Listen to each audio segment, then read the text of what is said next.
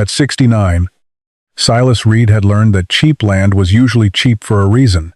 The 47 acres outside Mill Creek had several. Water stood between the trees 9 months of the year. Reeds grew shoulder-high across the low ground. Mosquitoes rose from the shallows in clouds. There was no barn.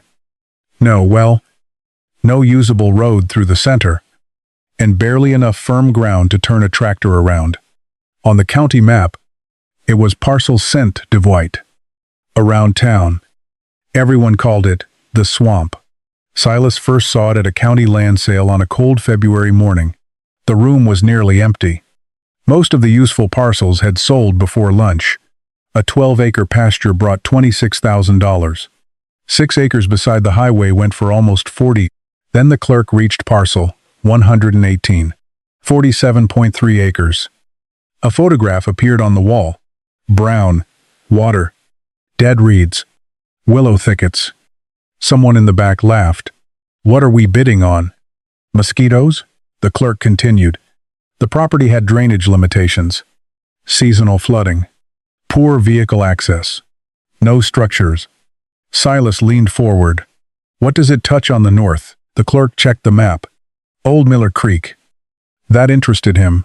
"What about the south?" "County drainage ditch." Silas studied the photograph again. Everyone else was looking at the standing water. Silas looked at where it might have come from. The opening price fell. Nobody bid. It fell again. Still nothing. Finally the clerk said, $300? A man 2 chairs behind Silas whispered, $300 too much. Silas raised his hand. The room went quiet. The clerk waited for another bid. None came. Sold. Someone chuckled. Silas didn't turn around. 3 days later, he walked onto his 47 acres for the first time. He made it less than 60 yards before his right boot sank nearly to the ankle. Silas pulled it free. Good start. He found firmer ground along the eastern edge and followed it north. The property was worse than the photograph. And more interesting, it wasn't one continuous pool. There were shallow pockets of open water, muddy flats, dense rates, willow-covered rises and narrow strips where the soil felt surprisingly firm. Silas stopped beside one of those strips. He pushed his walking stick into the ground on his left. Soft. 2 steps right. Firm. 20 yards farther. Soft again. The old farmer looked behind him. From the road. All of it had appeared identical. It wasn't. That afternoon, Tom Avery saw Silas's truck parked beside the property. Tom owned cattle 2 miles west. He pulled over. "You actually bought this?" Silas nodded. "For $300? Yep." Tom stared across the reeds. "What are you going to grow?" "Don't know." "Cattle?" "Don't know." Tom laughed. "Then why'd you buy it?" Silas looked toward a patch of standing water beneath the willows. Because even in February, after weeks with little precipitation, the ground beneath those trees was saturated. But Silas didn't explain that. "Wanted to see something?" Tom shook his head. "You didn't buy land?" "Silas, you bought 47 acres of water you can't use." Silas pushed his walking stick into the mud. "Water's usually useless right up until you don't have any." Tom laughed again and drove away. Silas remained. He wasn't predicting a drought. He wasn't imagining himself smarter than everyone else. He simply had a question. For most of his farming life, Silas had watched people spend money trying to get water onto land. Wells, pumps, ponds, irrigation lines, diesel, electricity. Yet this property had the opposite problem. Water arrived, and didn't seem eager to leave. Silas wanted to know why. Over the next week, he returned with wooden stakes. He marked the open water first, then the mud, then the places where his boots stayed dry. He noticed something strange. The transitions happened quickly. Sometimes 20 feet separated ground firm enough to stand on from soil that swallowed half his boot. The county had sold him one 47-acre swamp. After 6 days of walking it, Silas was beginning to suspect he'd bought dozens of small landscapes stacked beside one another. Before leaving that evening, he drove one final stake beside the deepest water he'd found. Then he cut a notch into it at the waterline, not because he knew what the land was worth, not because he knew what he would do with it. He simply wanted to know whether the water would still be there when summer came. Behind him, 47 unwanted acres disappeared into reeds and willow. Everyone else had judged the property by how difficult it would be to remove the water. Silas had spent $300 to ask a different question. Why was the water still there at all? Silas returned 2 days later with 30 wooden stakes, a hammer, and an old notebook. He wasn't interested in measuring the property line. The county had already done that. He wanted to measure something the map didn't show, where the ground changed. At 69, Silas knew better than to walk straight through unfamiliar wetland. He followed the firm eastern edge first, testing every few steps with a 6-foot wooden pole. The first 50 yards were easy. Then the pole sank. Silas stopped. 1 step forward. The ground felt solid beneath his boot. 2 more, and water squeezed up around the sole. He stepped backward. Dry. Forward again. Wet. Silas drove his first stake there. He wrote, "Firm soft." 23 paces farther. Reeds gave way to low grass. Another stake. Then came a shallow depression, holding several inches of brown water. Another. By noon, Silas had used 17 stakes and traveled less than half the property. From the county road, the land looked flat. Walking it told a different story. A rise of 6 inches could change the vegetation. A shallow depression could hold water long after the ground beside it stopped shining. Dense reeds occupied one zone. Willows clustered in another. Some areas were wet enough that Silas couldn't stand still without slowly sinking. Others supported his weight perfectly. He opened the notebook. Instead of drawing one large swamp, he began dividing the property. Open water, reeds, soft ground, willow, high strip. He didn't know yet what those differences meant. He only knew they repeated. That afternoon, Silas reached Old Miller Creek. The creek itself wasn't impressive. Water moved slowly between muddy banks before disappearing behind a wall of brush. Silas crouched. Near the channel, the soil was saturated. He walked away from it. 10 steps. Still wet. 20. Soft. 30. Firm enough that his pole penetrated only a few inches. Silas marked each transition. Then he noticed something that stopped him. A narrow line of flattened vegetation curved away from the creek. It didn't look like a ditch. There were no clean banks, no excavated channel, just a subtle depression winding through the reeds. Silas followed it. After perhaps 100 yards, it widened into one of the shallow pools he'd seen from the road. He looked back. The pool wasn't isolated, at least not completely. The landscape contained paths that water could follow when conditions were right. Some obvious, some nearly invisible. Silas wrote, "Don't assume water stays where I see it." The next morning, Tom Avery returned. He found Silas standing knee-deep in reeds, hammering another stake. "You surveying mosquitoes now?" Silas ignored him. Tom walked closer but stopped when the ground softened. "What are all the stakes for?" "Different ground." Tom looked around. "Looks like the same mud to me." Silas pointed toward a patch 20 yards away. "Walk there." Tom took 6 steps. On the 7th, his boot sank. He cursed and pulled it free. Silas pointed 5 yards to his right. "Try that." Tom moved over. "Firm." He looked down. Silas said nothing. Tom tested the ground with his heel. "How'd you know? The plant's changed." Tom looked around again. Only then did he notice it.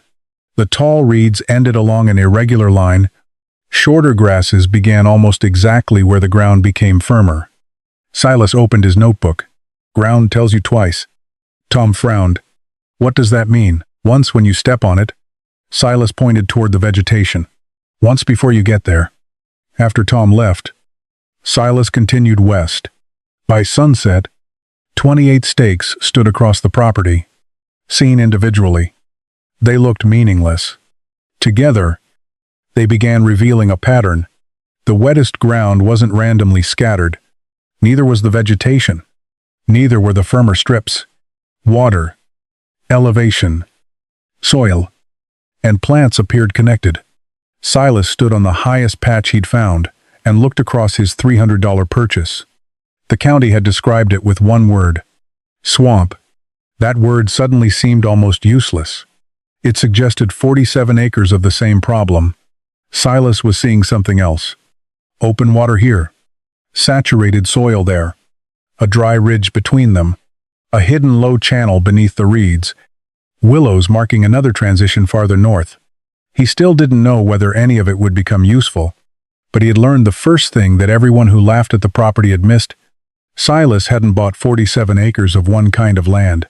He had bought a landscape that changed every 20 steps, and if he wanted to understand why its water stayed, he would have to understand every one of those changes first. By the middle of June, Silas got the test he had been waiting for. The rain stopped. The first week meant nothing. Summer dry spells were normal, and the farms around Mill Creek still looked healthy. By the second week, the changes became visible. Grass along the county road lost its deep green color.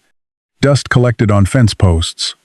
Tom Avery's cattle had worn a path down to his pond, where the water line had already pulled several feet from the bank. Silas drove past it one morning. A ring of exposed mud surrounded the pond. He slowed, then continued toward his 47 acres. The swamp had changed too. Some shallow pools were gone. Mud that had been underwater in May was beginning to crack. The reeds remained standing, but several areas Silas had once struggled to cross were now firm enough to support him. Silas opened his notebook. Day 16 without rain. He walked to the first stake. Dry. The second stood beside a depression that had held 6 inches of water. Empty. At the fifth stake, his boot still sank slightly. He marked it, then kept walking. Silas wasn't disappointed that parts of the swamp were drying. He had expected that. What interested him was which parts dried first. By late afternoon, he had checked 28 stakes. The pattern was becoming clearer. Open water exposed directly to the sun disappeared quickly where it was shallow. Higher grassy strips dried next. But beneath dense vegetation and in several lower areas, the ground remained cool and soft. Then Silas reached the willow thicket near the northern half of the property. He pushed his pole into the ground. It sank nearly 2 feet. Silas pulled it out. Wet mud coated the bottom. There was no standing water around him. That bothered him. 20 days without rain. No visible pond. Yet the soil below the surface was still saturated. Silas took out the small shovel he carried. He chose a spot between 2 willows and began digging. The first few inches were dark and moist. Deeper down, the soil became wetter. At 18 inches, Silas stopped. He cleared loose mud from the bottom, then waited. Nothing happened. He almost filled the hole back in. Then the bottom began to shine. A thin film of water appeared. Silas crouched closer.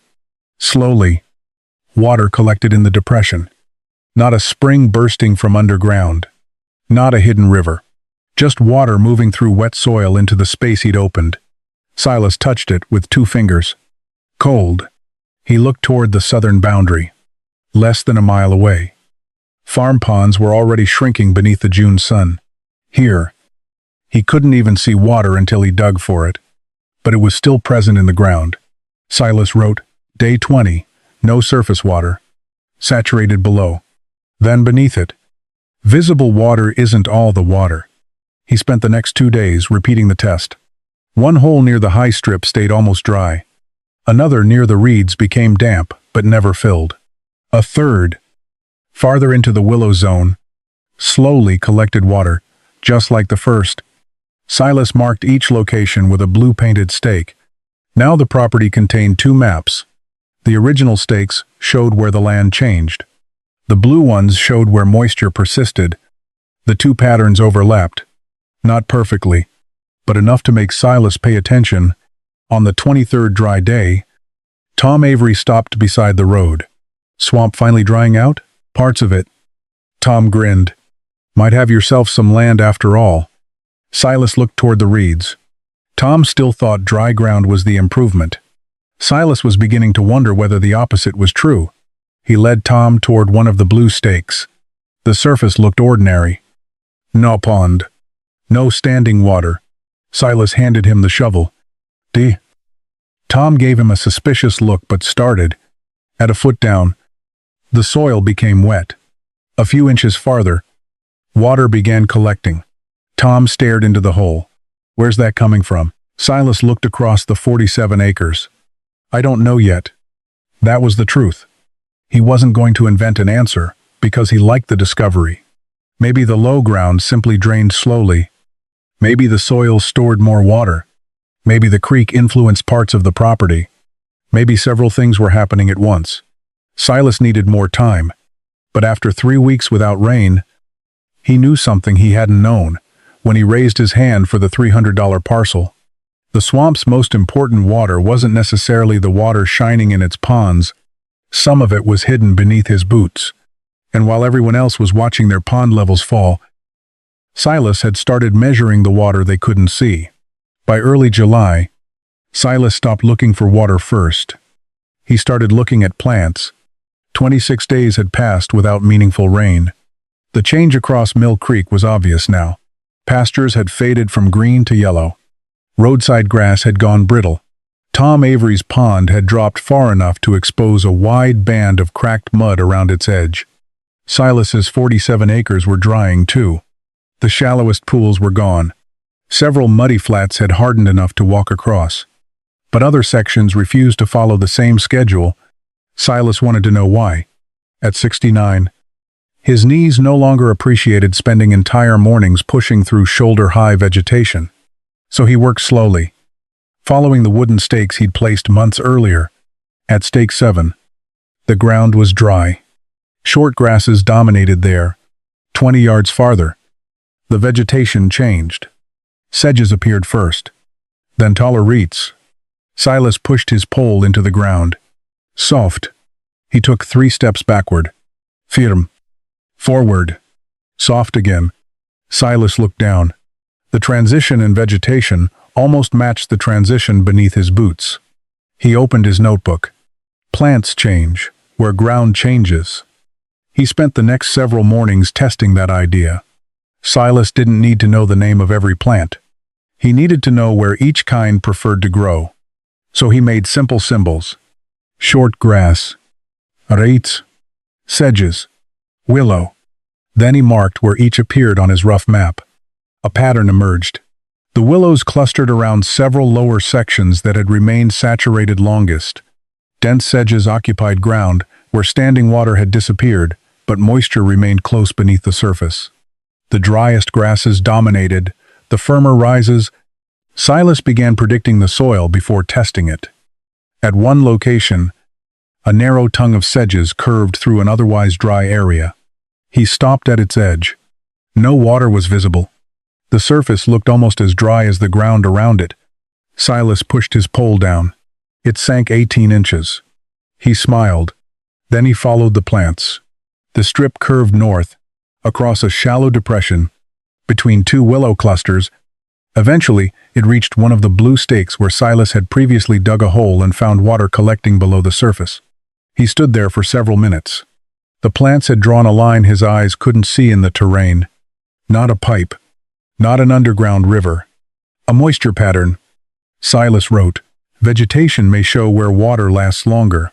He underlined may. That mattered. One plant couldn't tell him everything. Roots. Huide. Soil type. Elevation and previous disturbance could all influence what grew where. Silas wasn't trying to turn weeds into magic instruments. He was learning to use them as clues. That afternoon, Tom found him studying a patch of reeds. "You lose something?" "No." "You've been staring at grass for 10 minutes." "Sedge." Tom stared at him. "That's better?" Silas pointed toward the ground. "Dibesud." Tom groaned. "You and that shovel." But he dug. Several inches down, the soil became noticeably darker. Then vetter. Silas walked 15 feet toward the short grass. "Now there." Tom dug again. "Dry?" He looked between the 2 holes. "Same field." "Yep." Same rain. Yep. Tom looked toward the sedges. Silas could see the moment the joke disappeared from his face. So, those things mean water? Sometimes they mean wet ground. Same thing. No. Silas shook his head. That difference might matter. Open water could vanish while saturated soil remained. A pond could look full and still be shallow. Vegetation wasn't showing Silas how much water he owned. It was helping him understand where the landscape behaved differently. By evening, Silas reached the highest strip on the property. From there he could see nearly all 47 acres. Months earlier, it had looked chaotic. Now patterns appeared everywhere. Willows marked low, wet pockets. Reeds followed broad depressions. Sedges traced moisture beyond the visible water. Higher grasses occupied the firmer ground between them. Silas looked toward Tom's pond in the distance. Its shoreline could be seen clearly. That was the simplicity of a pond. You knew where the water began. You knew where it ended. The swamp was different. Its water didn't respect a clean shoreline. Some sat above the soil. Some occupied the wet ground beneath vegetation. Some disappeared from sight while the land remained saturated below. Silas finally understood why the county photograph had told him almost nothing. It had photographed the water. It hadn't photographed the system holding it. Before leaving, Silas hammered another blue stake beside the sedge strip. He no longer needed to dig everywhere. The land had begun giving him signs before his shovel touched the ground. Everyone else had spent the dry summer watching water disappear. The old farmer had learned to watch what remained green after it was gone, because on those 47 unwanted acres, the plants were beginning to show him where the water was hiding. By the first week of August, Silas could stand in places that had been underwater in spring. The drought had passed 40 days. Old Miller Creek had narrowed. The shallow pools on the southern half of his property had become patches of dark mud surrounded by reeds. Tom Avery's pond was less than half its spring size. Everywhere Silas looked, visible water was disappearing. But the 69-year-old farmer had stopped measuring his land by what he could see. That morning, he carried a shovel, his notebook, and a 4-foot steel rod to the willow section. The surface was dry enough to walk on. Silas pushed the rod into the ground. The first 6 inches offered resistance. Then it slid. When he pulled it out, the lower half was coated in wet, dark soil. Silas dug. At 8 inches, the soil became cool. At 14, wet. Near 20, water slowly began collecting in the bottom of the hole. Silas episode 40 days without meaningful rain. No pond above him. Yet the ground itself still contained water. He walked to one of the abandoned shallow pools. There, the opposite happened. The open water was gone. The exposed bottom had dried rapidly beneath the sun. Silas looked back toward the willow thicket. That was when the distinction finally became clear. A pond stored water in one obvious place. His swamp did something messier. It spread water through depressions, through saturated ground, through dark organic layers, through vegetated areas shaded from direct sun. Water moved through the landscape slowly enough that one part could appear dry, while another remained wet below the surface. Silas opened his notebook. He drew a rectangle representing a pond. Inside it, he shaded blue. Then beneath it, he drew the swamp. Instead of one blue area, he drew dozens of smaller ones connected through layers of soil. He wrote, not one container. Then, storage across the land. That afternoon, Silas tested another idea. He took 2 buckets of soil. One came from the dry, high strip. The other came from the dark ground beneath the sedges. The difference was immediate. The high ground soil was lighter and more mineral. The wetland soil contained dark, partially decomposed plant material. Silas squeezed it. Water didn't pour from it, but the material remained damp and cohesive. He thought about all the dead reeds he'd walked over since February. Every season, vegetation grew. Some died. Some collapsed. More grew above it, layer after layer. The swamp wasn't merely a hole filled with water. Its soil and vegetation were part of what made the place behave differently. Silas wasn't ready to claim He understood every mechanism. He didn't. Groundwater might influence some sections. The creek might influence others. Soil texture mattered. Elevation mattered. Shed mattered. But he no longer needed one explanation for all 47 acres. That had been everyone's original mistake. They called the entire property a swamp, as though one word explained everything. Silas now had stakes, showing that it didn't. That evening, Tom arrived, carrying an empty 5-gallon bucket. "My pond's down another foot." Silas nodded. "You still have water?" "Some." "Where?" Silas pointed toward the reeds. Tom stared. "I don't see any." "That's the point." Silas led him to the willow hole. A few inches of water had collected at the bottom. Tom crouched. "You going to pump that?" "No." "Then what good is it?" Silas looked around. That was the question. Water trapped in wet soil wasn't automatically water he could put into a cattle trough. He understood that, but it told him something more important about the land. The swamp was losing water more slowly in certain places, and if Silas could understand why, perhaps he didn't need to extract every gallon. Perhaps he needed to protect the conditions that kept those gallons there. Tom stood. "If this were mine, I'd dig a proper pond right here." Silas looked into the hole. For several seconds, he said nothing. A deeper pond. One concentrated reservoir. Easy access. Usable water. The idea made sense. Maybe too much sense. After Tom left, Silas marked the willow section on his map. Then he drew a circle around the wettest area. For months, he had been learning how the swamp held water. Now he was tempted to improve it. To take all that scattered moisture and concentrate it into something useful.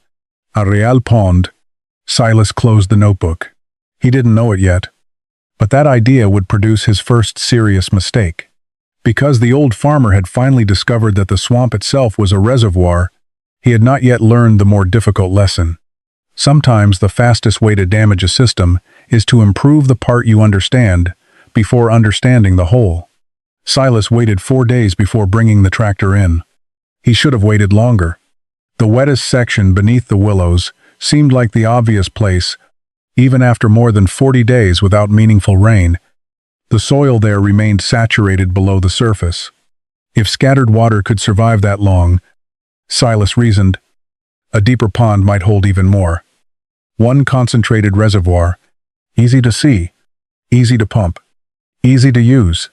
At 69, Silas had spent enough years farming to know that machinery could turn a day's work into an hour. He had temporarily arranged for a neighbor's older backhoe to open a test excavation. Not a full pond. Just enough to see what lay beneath the wet ground. The first bucket came out dark and heavy. Then another. Water slowly collected in the bottom. Silas watched from the edge. Exactly what he expected. Go deeper. The operator removed another bucket. Then the machine shifted.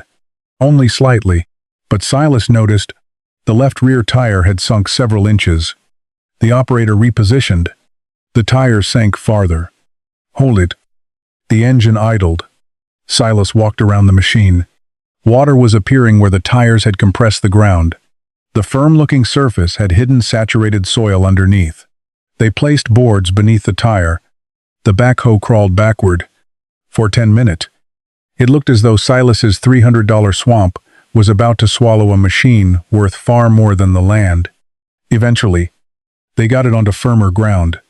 The operator climbed down. "You want to keep going? You're going to need a different way in." Silas stared at the excavation. "I'll think about it." The backhoe left that afternoon. Silas remained. The hole held water. Technically, the experiment had worked. That was what bothered him.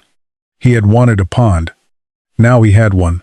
But the ground around it looked worse. Deep tire ruts cut through the vegetation.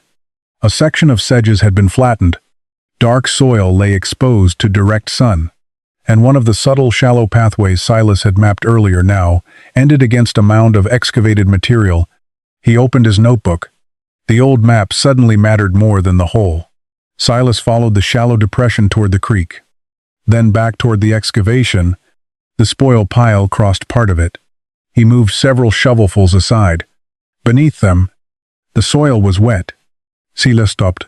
For months, he'd been learning that water didn't simply sit in isolated holes.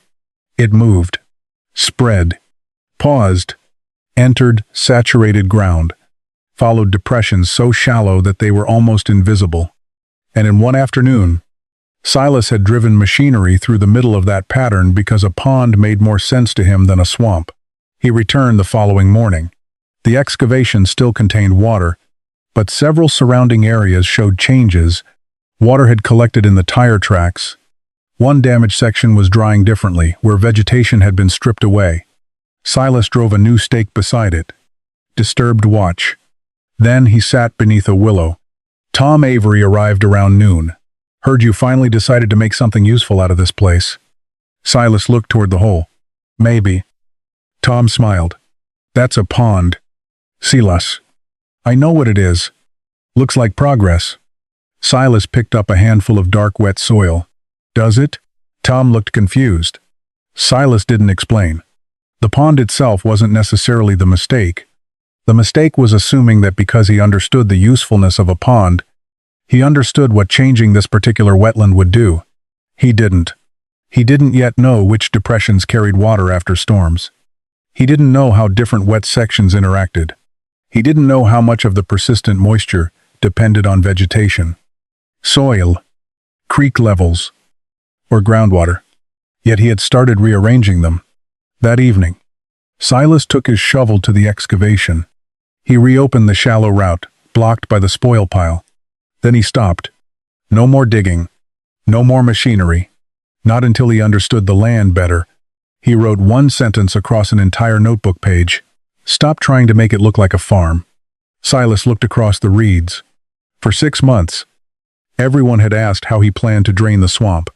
Then he'd discovered its ability to hold water and made a subtler version of the same mistake. He had tried to make the water behave the way he wanted. One clean pond. One obvious reservoir. One controllable system. But the 47 acres had survived the dry summer precisely because they weren't one simple container. Silas closed the notebook. His first real improvement to the swamp would not involve digging another hole. It would involve something much harder for an old farmer accustomed to fixing things. He was going to stop changing the land long enough to learn what it was already doing right. For the next month, Silas changed almost nothing. No digging. No drainage. No new pond. No machinery beyond the firm eastern strip. Instead, every time rain came, the 69-year-old farmer went outside and watched. The first useful storm arrived late one afternoon. It wasn't much. Less than an hour of hard summer rain after weeks of dry weather. Silas put on his old coat, grabbed his notebook, and walked into the 47 acres while water was still falling. For the first time, he saw the swamp moving, not quickly. That was the important part. Water entered from the north through Old Miller Creek. Some spread into shallow depressions. Some followed narrow channels hidden beneath reeds. On the higher ground, rain ran away almost immediately. But in the lower sections, vegetation slowed it. Water encountered stems, roots, uneven ground, small hollows. Instead of one fast stream leaving the property, it spread sideways. Silas followed one shallow flow for nearly 200 yards. It moved through reeds, widened into a depression, then became almost impossible to see. He pushed his pole into the ground. Saturated. The water hadn't disappeared. It had simply stopped behaving like a stream. Silas marked the location. Then he walked toward the excavation he'd made weeks earlier. The artificial pond was filling, but something else caught his attention. One of the old tire ruts had become a narrow channel. Water moved through it faster than through the surrounding vegetation. Silas crouched. The rut was only a few inches deep, yet it had changed the direction of flow. That disturbed him. A tractor tire had altered something. What could a drainage ditch do? He opened the notebook. Small changes can speed water up. Then beneath it, slow may be the point. The sentence became the center of everything Silas did afterward. He began walking the property after every rain. He marked where water entered, where it spread, where it pooled, where it left. Then he returned 2 days later. and again after 5. Some areas drained quickly. Others remained wet. The deepest depressions held visible water, but the willow and sedge zones did something more subtle. Their surface water disappeared, while the soil beneath remained saturated. Silas stopped thinking about the swamp as a place that failed to drain. Maybe its slow drainage was one of its most valuable behaviors. Tom Avery found him removing debris from a shallow natural flow path one morning. "Thought you weren't fixing anything." "I'm not." Tom pointed toward the shovel. "Looks like fixing." Silas shook his head. "I'm undoing what I did." He showed Tom the mound left from the excavation. Part of it had blocked a shallow depression. Silas had spent 2 mornings moving the soil back. Tom looked across the reeds. "You still ought to cut a ditch through here. Drain half this ground and you'd have pasture." Silas looked at him. "And where does the water go?" Tom shrugged. "Downstream." "Exactly." Tom laughed. "That's usually the idea." Silas didn't. That answer would have made perfect sense to him 6 months earlier. Now it sounded different. If water left quickly after every storm, then the land would become useful sooner. But useful for what? More pasture? Perhaps. Yet Silas had already watched surrounding ponds lose water week after week, while parts of these unwanted 47 acres remained wet. Draining the swamp might create more dry ground. It might also destroy the very thing that made the property unusual. That evening, Silas climbed onto the highest strip. He opened the notebook and looked at months of observations. The pattern was finally simple enough to say aloud, "Water comes in fast." He looked toward the reeds. "Land lets it out slow." Silas closed the book. He still didn't know exactly how much water the swamp could retain through a serious drought. The summer dry spell had been informative, but not extreme. He also knew the wetland wasn't a bottomless reservoir. Given enough heat and enough time without rain, it would lose water too. That uncertainty made the next decision easier. Silas abandoned his plans to drain the lower ground. He stopped trying to turn the wettest areas into pasture. The willow zones would stay. The sedges would stay. The shallow depressions would stay. Where water naturally spread, Silas would stop trying to hurry it away. For the first time since buying the property, he wasn't asking how many acres he could make productive. He was asking how many acres he needed to leave alone. The following morning, he removed the last stake, marking his proposed drainage ditch. Then he drove it beside the wettest depression instead. Across the top, he painted 2 words, "Leave wet." Silas stepped back. Everyone else had seen standing water and assumed the land was failing to perform. It had taken an old farmer months to consider the opposite possibility. The swamp wasn't bad at draining. It was good at holding. And if the next dry summer was worse than the last, Silas suspected that difference might matter far more than another few acres of pasture. By early fall, Silas had made a decision that would have sounded ridiculous when he bought the property. He would leave most of the 47 acres alone. Not abandoned. Not forgotten. Alone on purpose. At 69, Silas no longer had the money or strength to fight every acre into submission. More importantly, after months of following water through reeds and saturated soil, he was beginning to understand that the wettest ground was already doing a job. So he turned his attention to the ground that stayed dry. His stakes had revealed several narrow rises crossing the property. Some were only a foot higher than the wet areas around them. But that foot changed everything. The soil was firmer. Different grasses grew there. A person could walk across without sinking. In late summer, those strips dried first. Silas marked them in white. Then he compared them with the blue stakes marking persistent moisture. For the first time, his crude map divided the property by function. White meant use. Blue meant protect. Silas repaired an old fence along the eastern rise. He cleared enough brush to create reliable access without cutting through the wettest areas. Instead of trying to push livestock across the swamp, he planned movement around its edges and firmer corridors. The low ground remained undisturbed. Tom Avery noticed immediately, "You've got 47 acres and you're using what? 8? Something like that? What about the rest?" Silas pointed toward the reeds. "Already being used." Tom stared at him. "By what?" "Water." Tom laughed. Silas didn't. That was the idea people struggled with.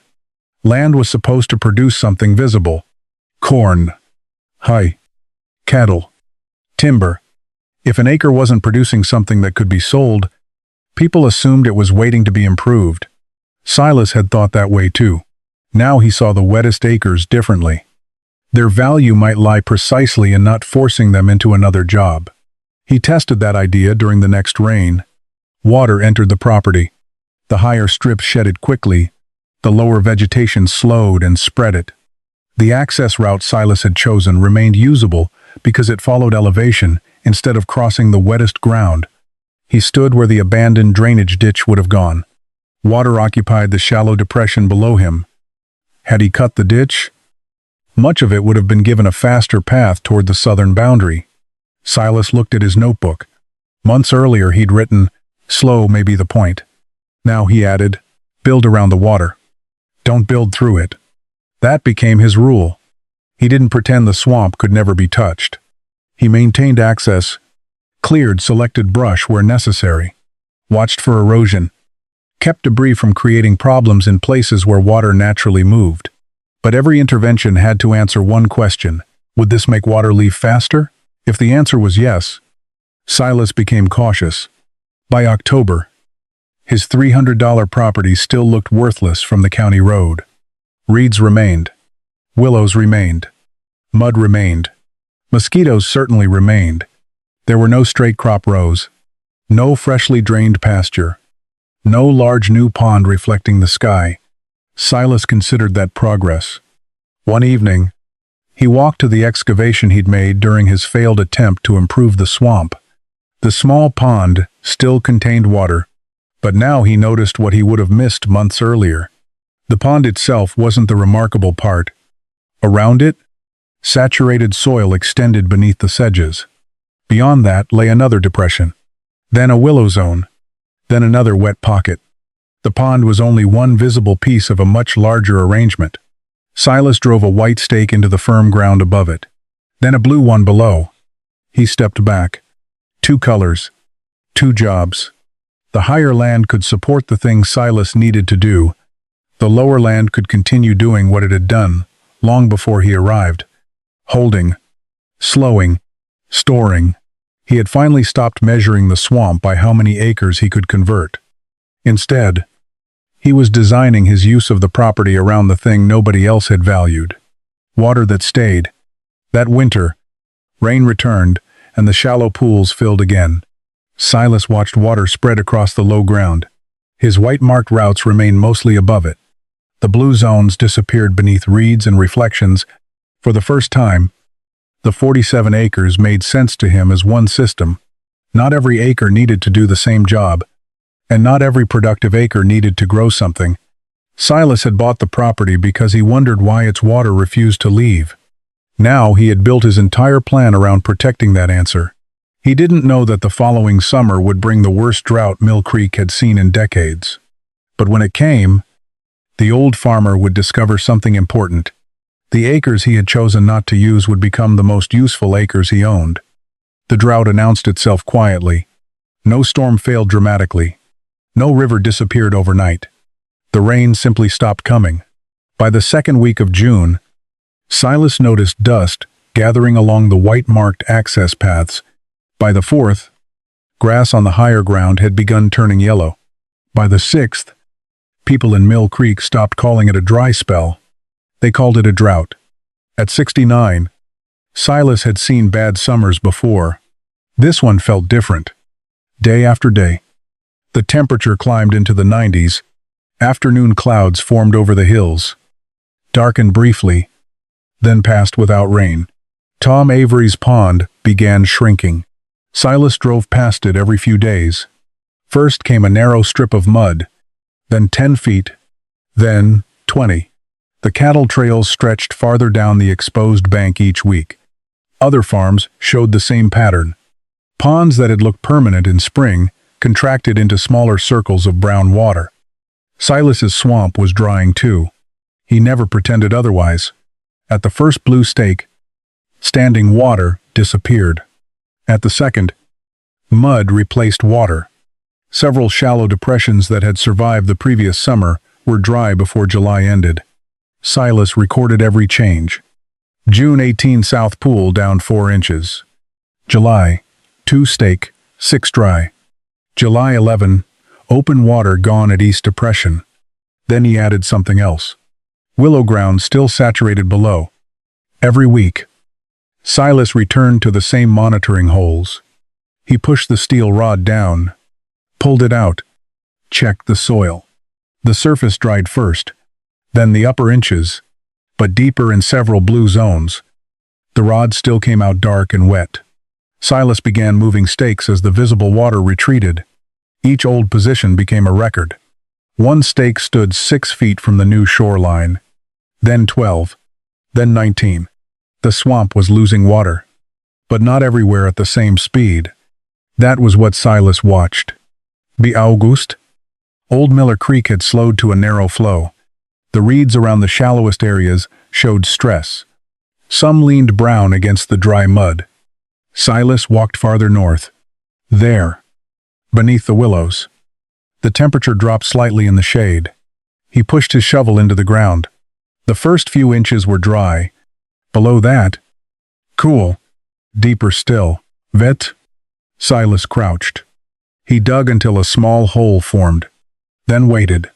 30 seconds. Nothing. A minute. The bottom darkened. Then water began seeping slowly into the hole. Silas checked his notebook. 63 days without significant rain.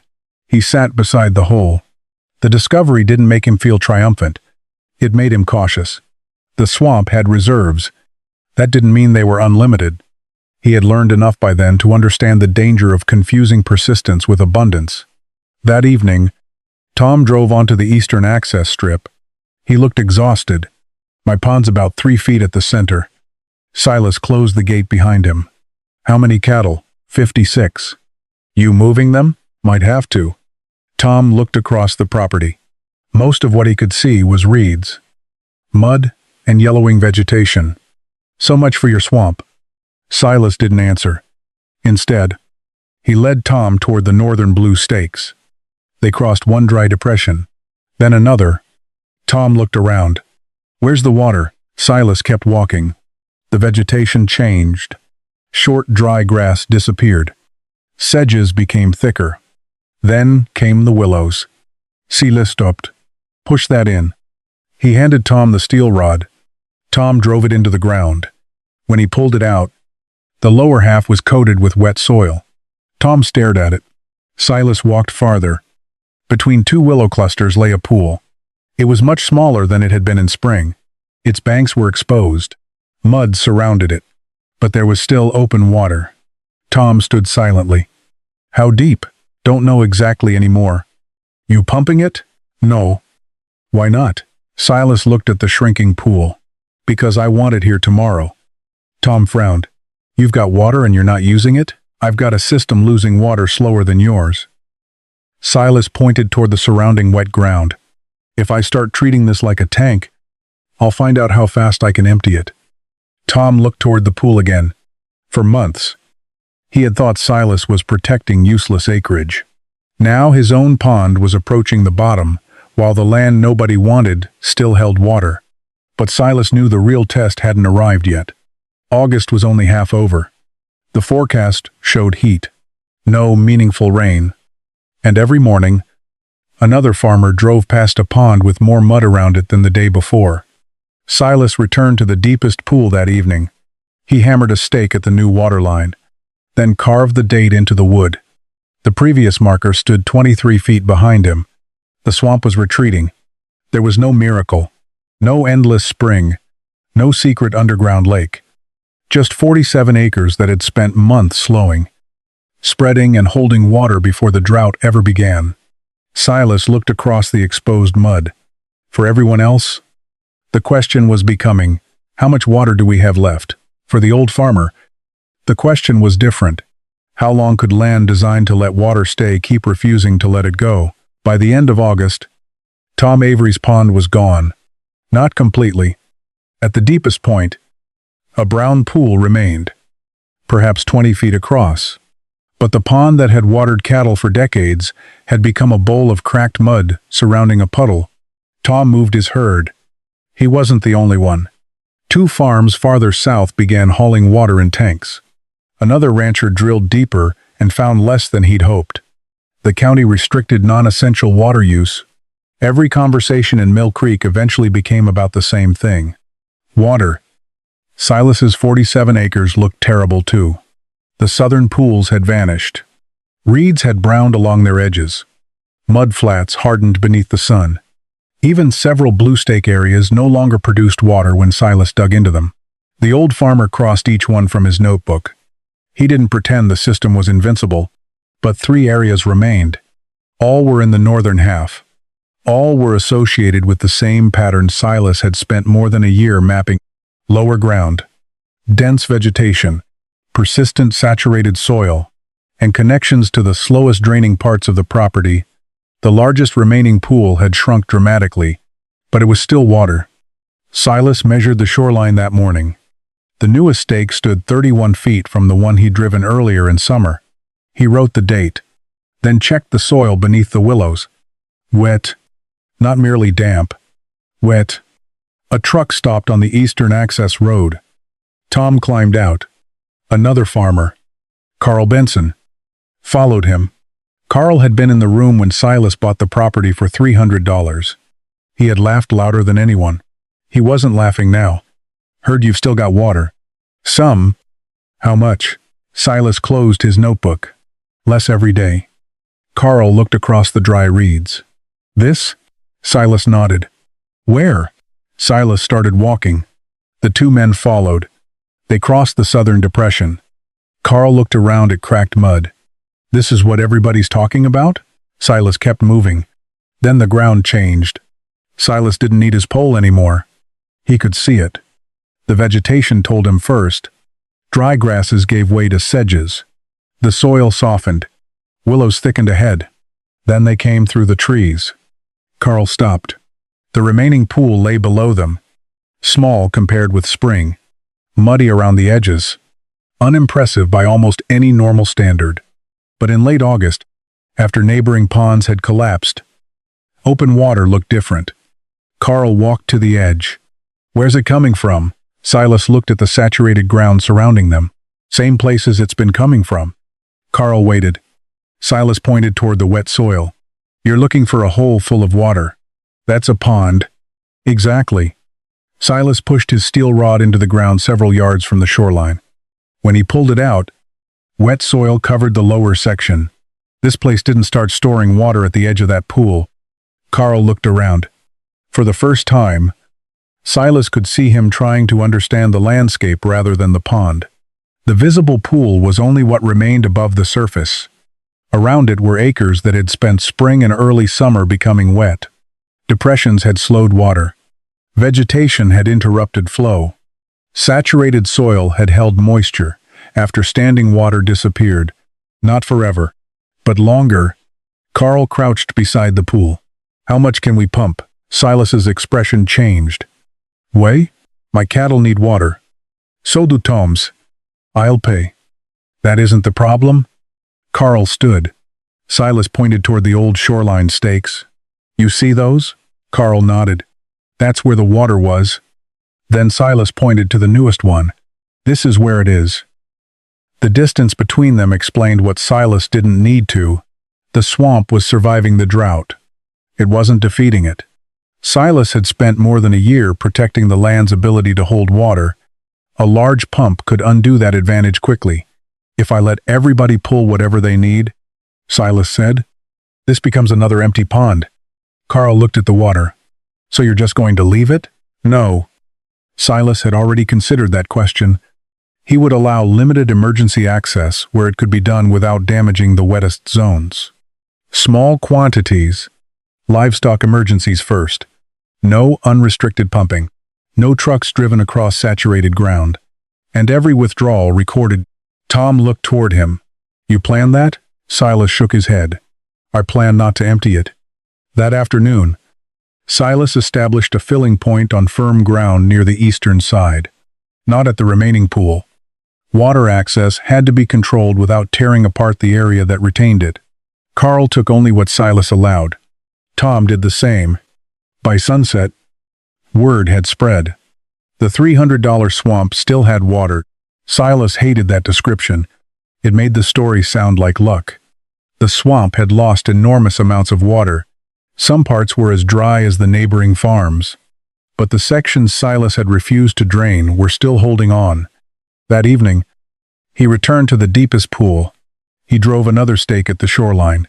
Tomorrow it would probably retreat again. Maybe the next day too. Silas understood something the others were only beginning to see. The miracle wasn't that his water never disappeared. It was that the landscape had made disappearance slow. And during a drought, slow could become the difference between having water and remembering where it used to be. By the first week of September, Silas stopped leaving his gate open. Too many trucks were coming through. Some belonged to neighbors he knew. Others belonged to men who had barely spoken to him before the drought. They all asked the same question.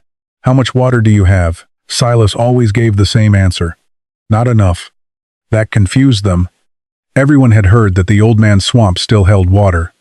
What they hadn't heard was how far the shoreline had retreated, or how many blue stakes now stood on dry ground, or how many monitoring holes had stopped filling. At 69, Silas had no intention of spending a year learning how the land held water, only to destroy it in a week because people had become desperate. So he made rules. One filling point. Firm ground only. No trucks inside the wetland. No private pumps. No one touched the remaining pools. Emergency livestock. Water received priority. And Silas decided how much left. Carl Benson didn't like that. He arrived with a large tank mounted behind his truck. I'll pay you. Silas shook his head. Money doesn't make more water. I need 400 gallons. You can have 150. Carl stared at him. I've got 60 head. And tomorrow? What? What do they drink tomorrow? Carl looked toward the reeds. Silas pointed at his tank. If I give everybody what they ask for today, nobody gets anything tomorrow. Carl's jaw tightened. Months earlier, Silas might have backed down. But the stakes scattered through the swamp had taught him something. A reserve disappeared 1 gallon at a time. It didn't care how good the reason was. Carl finally nodded. 150. Silas recorded it. Every withdrawal went into the notebook. Date. Name. Amount. Then he checked the remaining water. Tom Avery began helping without being asked. He kept trucks on the access route and stopped one rancher from driving toward the northern pool. Silas doesn't want tires in there. The rancher laughed. Since when are you the swamp police? Tom looked toward the water. Since my pond became dirt. Silas heard him. He said nothing. That afternoon, 3 men stood beneath the willows, studying the remaining pool. They were the same men who once told Silas to drain the property. Now their questions had changed. Did you deepen this? No. Spring underneath? Maybe groundwater influences parts of it. I don't know enough to tell you exactly. You line it? No. Then how'd you keep it? Silas pointed behind them. Walk back. They followed him. He stopped beside the first old shoreline stake. Then another. Then another. 30 feet separated some of them. This was water. He continued toward the sedges. This was wet ground after the water disappeared. He pushed the steel rod down and pulled it back, coated with moisture. Then he pointed toward the shallow depressions stretching south. When rain came, water didn't all run straight into one hole. The men looked across the landscape. It spread. Silas pointed toward the reeds. It slowed. Then toward the saturated soil, and some of it stayed. Carl looked toward the county drainage ditch. You're saying because you didn't drain it? I'm saying draining it would have helped water leave. That was enough. Silas wasn't claiming the swamp had survived because of one mechanism. The creek mattered. Soil mattered. Elevation mattered. Vegetation mattered. Perhaps groundwater mattered too. But he knew what he had not done. He had not cut a ditch through the wettest ground. He had not cleared every willow. He had not converted the depressions into pasture. He had not pumped the remaining water simply because it was available. He had stopped trying to make 47 wet acres behave like 47 dry ones. Now that restraint had value, 2 days later, the deepest of Tom's remaining farm ponds became unusable. Carl's was nearly gone. Silas's northern pool shrank another 4 feet. Still there, he reduced withdrawals again. People complained. Silas accepted that. The drought didn't negotiate. So neither could his notebook. That evening, Tom sat beside him on the high strip. "You know what's funny?" Silas waited. "I thought you bought the worst piece of land in the county." Silas looked across the brown reeds. "Maybe I did." Tom laughed. "You paid $300 for it." "Yep. And now everybody wants what you've got." Silas shook his head. "They don't want the land." Below them, a truck was leaving with a small tank of water. "They want what the land kept." That distinction mattered. Nobody suddenly wanted mosquitoes. Nobody admired the mud. Nobody wished their pasture had become a wetland. They wanted the one thing they had spent years assuming would always be available somewhere else. Water. Silas looked toward the northern willows. For months, people had asked why an old farmer would buy acreage that couldn't get rid of its water. The drought had finally changed the question. Now they wanted to know how he had kept it. Silas knew the answer wasn't something they could install with a pump or excavator. Part of the answer had been there before he arrived. His contribution had been simpler. He had finally learned when not to destroy it. The rain returned on a Tuesday morning. Silas woke before dawn to a sound he had almost forgotten. Water against the roof. Not a passing shower. Steady rain. He sat on the edge of his bed and listened for several minutes before pulling on his boots. By sunrise, Mill Creek smelled different. Dust had become mud. Dry ditches carried water again. Across the valley, exhausted fields darkened beneath the storm. Silas drove to the 47 acres but left his truck at the gate. Then the 69-year-old farmer walked. He passed the filling point first. Empty now. For weeks, trucks had lined up there for carefully rationed water. This morning, nobody came. Silas continued toward the southern depression. Rainwater was already collecting where the ground had been cracked only a day earlier. Farther north, water moved through reeds. Slowly, it followed the same shallow paths Silas had spent more than a year mapping. He watched one flow spread outward until it became impossible to tell where the channel ended. Months earlier, Silas would have thought the water had disappeared. Now he knew better. Some ran onward. Some collected in depressions. Some entered wet soil. Some would eventually leave the property. The swamp wasn't a bucket. It was a landscape. And that distinction had carried it through the worst drought Silas could remember. He reached the northern pool. Rain covered its surface with thousands of small circles. Around it stood his wooden stakes. The nearest marked yesterday's shoreline. Another stood several feet behind it. Another farther still. Silas followed them backward. Each represented water lost. Eventually he reached the first stake he'd driven before the drought. 37 paces separated it from the lowest mark. Silas looked between them. The swamp had come dangerously close. That mattered. People would tell the story differently. They would say Silas's pond never dried. They would say the old man had found some secret spring. Maybe somebody would claim he'd known the drought was coming. None of that was true. Silas had watched most of his visible water disappear. He had watched saturated areas become dry. He had reduced withdrawals because the remaining reserves were shrinking every day. Another few weeks without rain might have produced a very different ending. The swamp hadn't defeated drought. It had bought time. Silas returned to the high ground that afternoon. Tom Avery was waiting beside the fence. "Looks like you survived." "Barely." Tom looked across the wetland. "You ever think what this place is worth now?" Silas smiled. $300. Tom laughed. "Not anymore." Silas reached into his coat. He still carried a folded copy of the original sale record in his truck.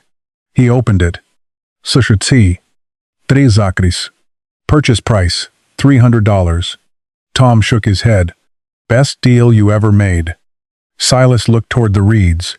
He wasn't sure. The land hadn't made him rich. Much of it still couldn't be planted. It still flooded. Still had mosquitoes. Still swallowed boots. If somebody wanted 47 acres of conventional farmland, It remained a terrible purchase. But that was the point. Everyone had priced the property according to what it couldn't do. Silas had eventually learned to value what it already did. He folded the paper. When he bought the swamp, he'd thought perhaps he could drain parts of it. Then he tried digging a larger pond. He had nearly damaged the very patterns he was trying to understand. Only after he stopped fixing the property had he begun seeing it clearly. The depressions mattered. The vegetation mattered. The saturated ground mattered. The slow movement of water mattered. And the dry strips mattered too. Because they allowed Silas to use part of the property without forcing the wettest acres to become something else. The lesson wasn't that swamps were magical reservoirs. Silas knew better. Different wetlands behaved differently. Water sources varied. Soil varied. Groundwater varied. His 47 acres had simply possessed a set of characteristics everyone had treated as defects. Water moved slowly through them, and Silas had been careful not to make it move faster. The rain strengthened. Tom climbed into his truck. Before leaving, he lowered the window. "So what are you going to do with all that land now?" Silas looked across the flooded reeds. The answer would have sounded ridiculous 2 years earlier. Mostly? He put his hands into his coat pockets. "Leave it alone." Tom smiled and drove away. Silas remained at the gate. The county had sold 47 acres for $300 because nobody knew what to do with land that refused to dry. Then came the drought. Ponds became mud. Trucks began hauling water. Men who had laughed at the swamp stood at Silas's gate, asking for what remained inside it. Only then did the value become obvious. Silas hadn't bought land with too much water. He had bought land where water knew how to stay. And sometimes the cheapest property isn't the one that does nothing. It's the one doing something valuable that nobody has needed yet.